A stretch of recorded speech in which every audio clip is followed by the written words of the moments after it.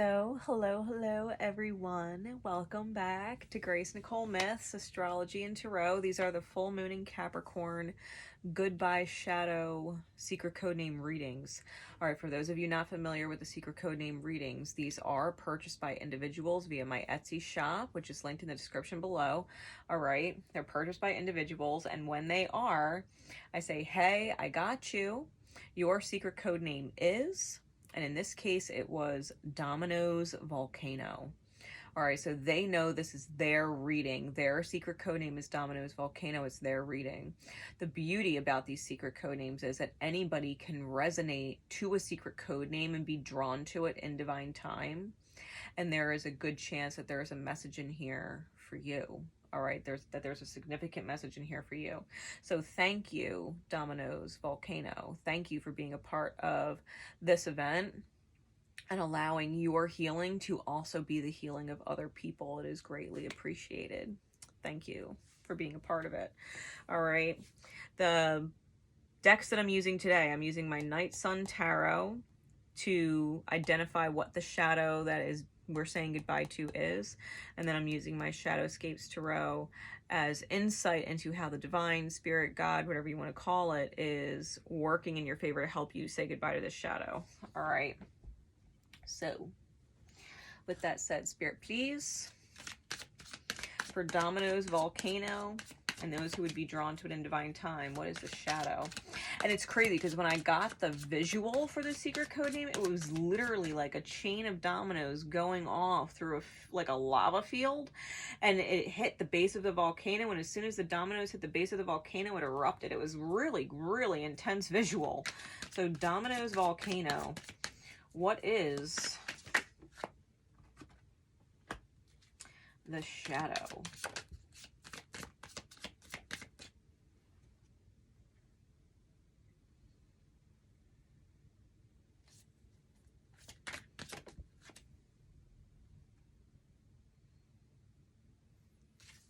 All right, Queen of Cups on the bottom and the Tower on top. All right, a very Prager's Queen of Cups there. All right, so here we go. The shadow, as I'm shuffling the insight, right? We've got the Two of Swords with the Queen of Wands and the Ace of Pentacles in the reverse. The Two of Swords shadow is about indecision. It's about making a choice or needing to make a choice and not knowing what choice to make. Because you have two very conflicting energies that aren't seeing each other's sides, right? You have the masculine and feminine yin and yang who are wearing these masks and they can't see. They can't see. It's moon and Libra type energy, and it's probably a being torn between pleasing other people and pleasing yourself, right? The balance of things. Wanting to be there for other people, wanting to make other people happy, wanting to fill other people's needs, and wanting everything to go smooth and be okay, but also needing to be okay and having to flow smooth yourself and being okay yourself, right? That you wouldn't martyr yourself or not be okay because someone else needs you to do for them. You know, what about what needs to be done for you, what you need to do for you, or the help that other people can give you so that you could do more, you know, and being able to ask for it, you know, being torn between asking and not asking. Queen of Cups just came out again. Give me some clarities, please, Spirit. The Queen of Wands is about receiving your heart's desire, but, you know, Ace of Pentacles being in reverse is about feeling like the foundation is not setting, or that there is no foundation to start on, or that you've lost the foundation. Desiring something, but not knowing where to start. Not knowing how to manifest it, not knowing how to create it. And that comes from that indecision, right? Not knowing how to create something comes from the non-ability to commit to a choice. A balanced, healthy, boundary type choice. It could be a in your head type thing.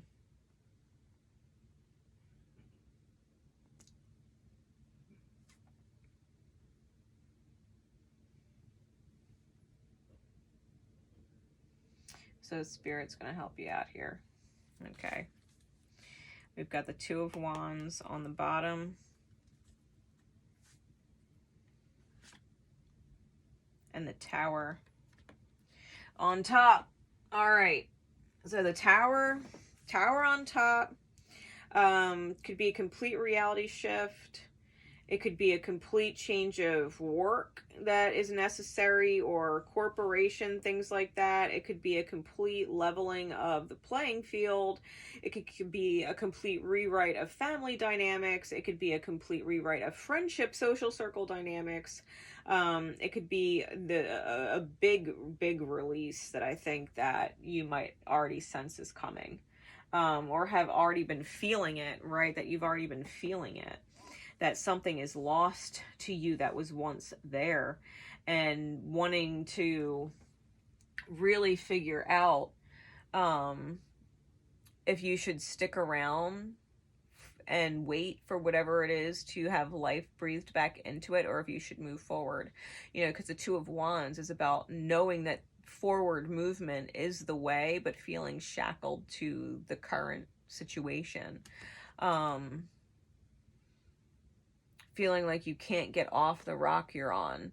You know, like, and as an example with a friendship circle, like you might feel like all your friends are falling to the wayside and maybe you need to find new friends. And yet at the same time, you really don't want to leave the friends that you had, and you're hoping that it goes back to what it was when a part of you knows it won't. Right? Feeling shackled to the reality of the friendship circle that used to be, that is no longer what it was. Right? As an example. And really needing to find some compassion for yourself and focus on what is essentially your 10 of coin. Okay? You might need to have a beginner's compassion with the self and really focus on your home environment and your future in a very mundane way, right? Really focusing on that aspect of your life, because the Page of Cups and the 10 of Pentacles is under there. You might have to thoroughly prioritize your home, which probably gives you anxiety. But that's where the healing is, right?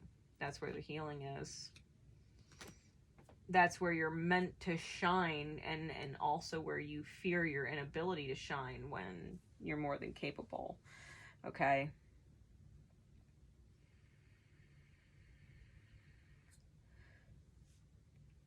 Like, don't freak out if you can't find a babysitter type shit. You know, like if you want to go out with your friends so bad because you don't want to lose your relationships with them, but you can't find a sitter, or you can't afford a sitter, or whatever the case, then you got to recognize that it's just not meant to be, and it's okay. It's okay. The universe is moving you in a different direction, you know?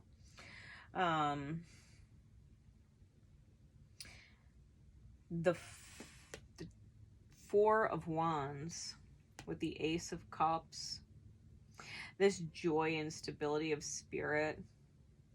Like, really, you really do got to understand, like, Spirit loves you unconditionally and only wants to see you happy, only wants to see you in a state of joy, only wants to see you in a state of bliss, only wants to see you in a state of stability within the self, within the spirit. You know, Spirit doesn't necessarily care about your friends when it comes to you. You know what I mean? Like, Spirit cares about you first and foremost. Your spirit is within the self. This is your spirit. Your spirit wants you to be happy. Your spirit wants you to feel stable. Your spirit wants you to trust yourself. Your spirit wants you to feel confident. Your spirit wants you to know that you can achieve whatever it is you put your mind to, and that you're good at it. Right? Your spirit wants you to feel strong. It doesn't want you to feel weak. So there's a lot going on here where Spirit is reminding you how strong you are on your own. And once that lesson's learned, I think things will shift. You know, but until you truly believe that, for it to reflect in your reality for you and shift in your reality for you, you might be feeling very heartbroken and alone. You know, Three of Swords with the Hermit card. Feeling like you're this beautiful swan and you're just hurt and by yourself and alone. You might be focusing on the wrong people, and that's why you feel alone. Maybe the people that are meant to be in your life, if you focus on them, They'll be there for you. Maybe focus on different people. You might truly be letting certain groups of people or certain people in your life go in favor of other people and or new connections. It's like saying to yourself, okay, well, this didn't work out, so I'm going to go maybe take a class with this or involving this. Maybe it'll help me in my situation, and I can bring whoever I want to bring with me, and it's good for that, you know, it's good for the connections that I have, and especially if there are children, right? If there are children involved, because we do have a Page of Wands here, and we did have a very pregnant Queen of Cups there, right? Indicative of children. Maybe go into a class with other new mothers, you know, and just meeting new people who understand what you're going through because they're going through it, and adjusting, right, to being able to help each other because you appreciate the help and so do they, you know what I mean? Like, where other people don't necessarily understand or connect with or resonate to where you're at in your journey, right?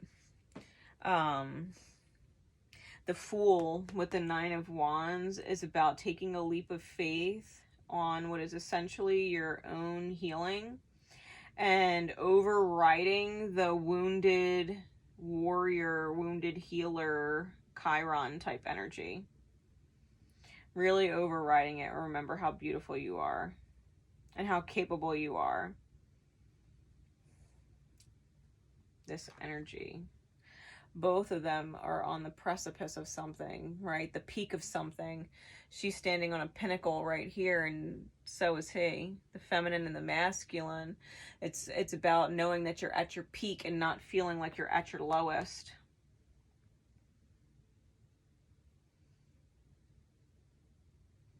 You're reaching a peak.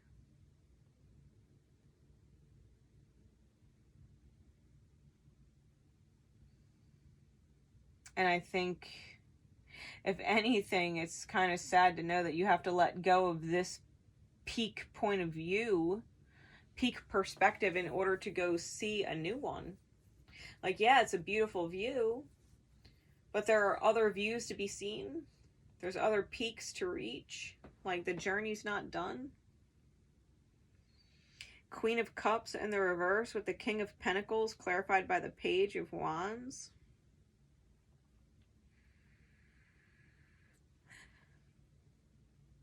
This is about busting out of your receiving energy, feeling like you're not being nurtured, busting out of your I need to receive energy, and growing into and cracking out of your able to manifest and choose energy, right?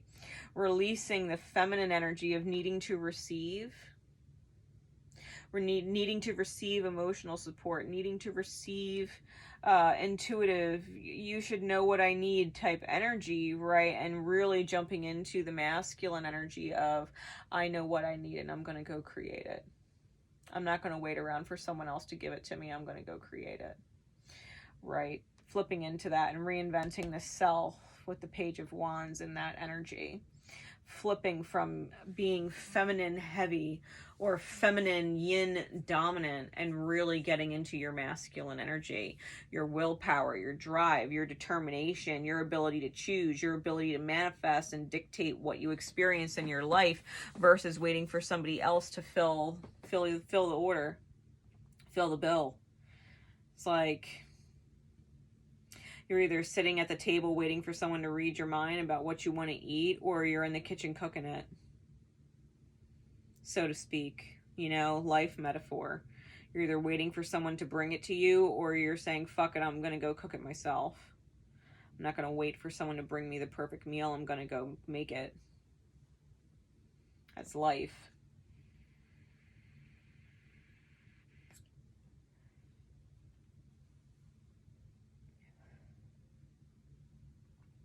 Going and being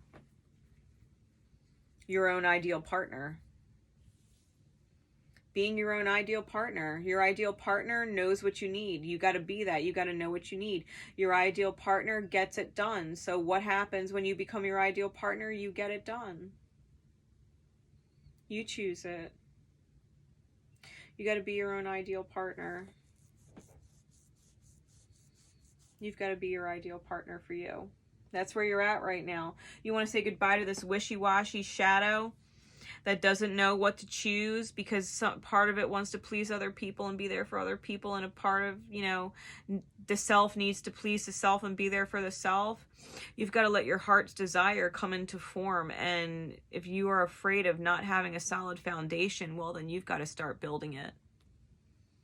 Don't wait for someone to give you a solid foundation. You start laying the foundation. Make it really fucking solid. Like, nothing's going to shake your foundation by the time you're done building it, because you know how you want it built better than anybody else knows how you want it built. So do it. Build your foundation. This is your new fresh start. This is your new chapter, your new book. This isn't about you feeling sorry for yourself and hurt and alone. This is about you feeling beautifully stable and overflowing with love from within, and jumping out of what is essentially a wounded feminine energy and into your thriving masculine energy. Embracing your yang. Bringing balance to the situation, right? True balance. That's not conflicted. You got this, Dominos Volcano. You can do it. And every little domino is going to fall. Every piece is going to fall until it reaches that volcano, and the volcano is going to set off, and you're going to have a completely clean slate for new growth to take place. It's going to take some time, sure. But it's going to be fucking beautiful. 100%.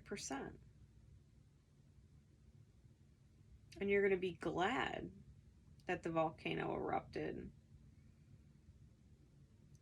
and cleaned the whole slate.